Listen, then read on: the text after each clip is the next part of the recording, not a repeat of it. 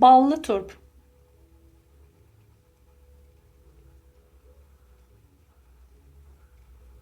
Hepinize yeniden merhabalar, kanalıma hoş geldiniz.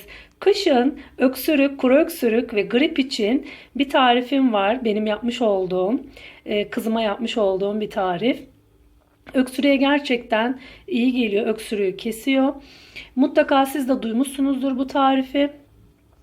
Hatta şöyle bir söz de var. Turp yemiyorsanız bile tarlasından mutlaka geçin diye. Yani turpun faydasını anlatıyor. Şimdi ben öncelikle turpumu güzelce yıkadım.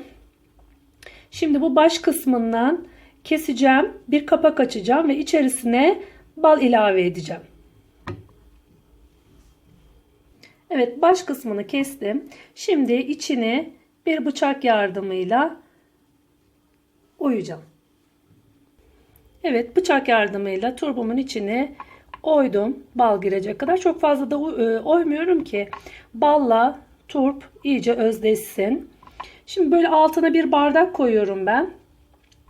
Ola ki bal ve turp karışımı özleşip belki alttan akabilir. O yüzden bardağı aldım. Bu tarifi geceden yapıp sabaha aç karnına çocuğunuza bir tatlı kaşığı verebilirsiniz. Şimdi bala metal değdirmiyorum ben. Böyle bal kaşığım var. Onunla balı ilave edelim. Evet, balın da güvendiğiniz bir bal olmasına dikkat edin.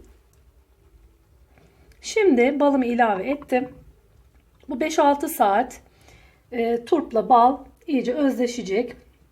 Altına bir bardak veya bir tabak koyabilirsiniz. Şimdi üzerine ben bunun kendi kapağını kapatıyorum. Bu şekilde bekleteceğim. Daha sonra bu balla turpun suyu özleşecek. Şifa olarak çocuklarınıza grip, kuru öksürük olan kim varsa. Yalnız bal olduğu için 2 yaşından küçük çocuklarda bal alerji riski taşıdığı için biliyorsunuz 2 yaşından küçük çocuklara bal verilmiyor. 2 yaş üzeri olursa daha iyi olur. Evet. Turp bal karışımımız bu şekilde. Hoşça kalın. Abone olmayı unutmayın.